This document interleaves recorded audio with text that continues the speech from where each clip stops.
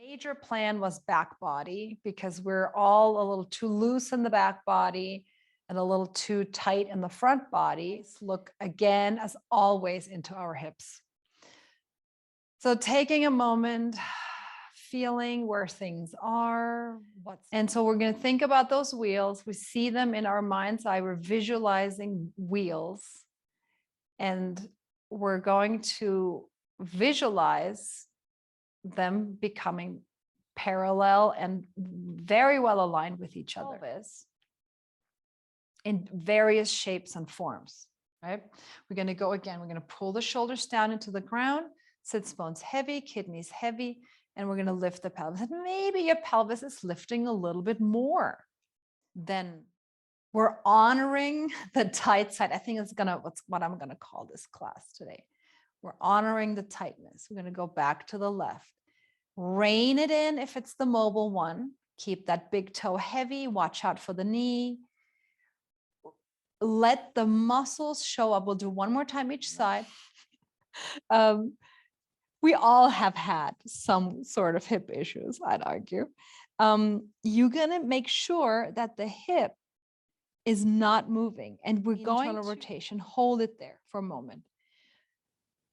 Keep a little bend in the left knee. You're going to bend the knee again and lower down. The left hip, the leg is able to turn out a little bit more than the right leg. Maybe your left side feels longer than your right side. And that's exactly what we're looking for. Move the pelvis. And we'll do that in a second in all different kinds of planes. Let's do one more time each side. Keep pulling with your shoulders. Find your breath. Maybe stay on the right side here. Shift and with the hip, more weight on my left foot as I'm on my left hand, and then I'm shifting to the right, and here's more weight on my right foot and on my right hand. One more time each side. Keep grabbing on. Usually we stand very hyperextended. Most people do. And that shuts out our legs. So knees bend. And then we're going to send the sits bones a little bit back. And that's going to get your hands to come a little more forward. So notice, I'm going to just create awareness for you when you go through the, walk around next or drive around and see if people walk like this. You'll be amazed. We don't want to walk like this. Walk like this. So the hip is moving, the head is not moving. Very nice. So we're going to go over to the right. We're going to stay on the right. Pick up the left heel. Is your head and rib cage, are they still, are they still there, or is something else happening right now?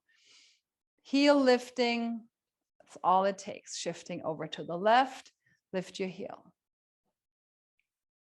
And then push the earth to the left, shifting onto your right leg, sassy hip. Now, if the right side is your more mobile side, rein her in a little bit.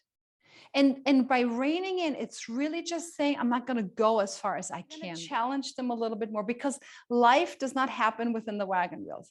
So we're shifting forward into the right foot, and we're going to take that right hip a little forward.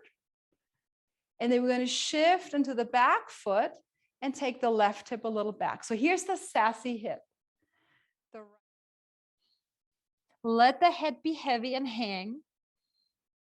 And feel and notice how the hamstrings come on, especially as we start to lift the kidneys a little more. It's a nice back body, and it kind of goes right into what we actually just did with the pelvis.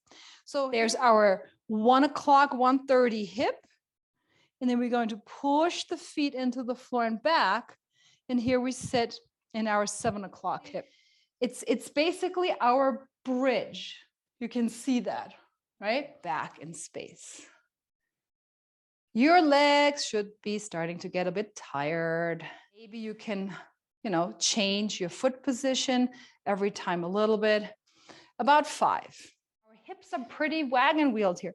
Can I forward bend and squat down? And maybe you're shifting a little bit more back onto the back leg. Your upper body goes to the right. Keep hula hooping.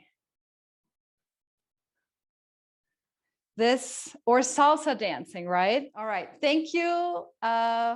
Thanks for playing, and thanks for dealing with me and my squirrel. I'll see you soon. Bye.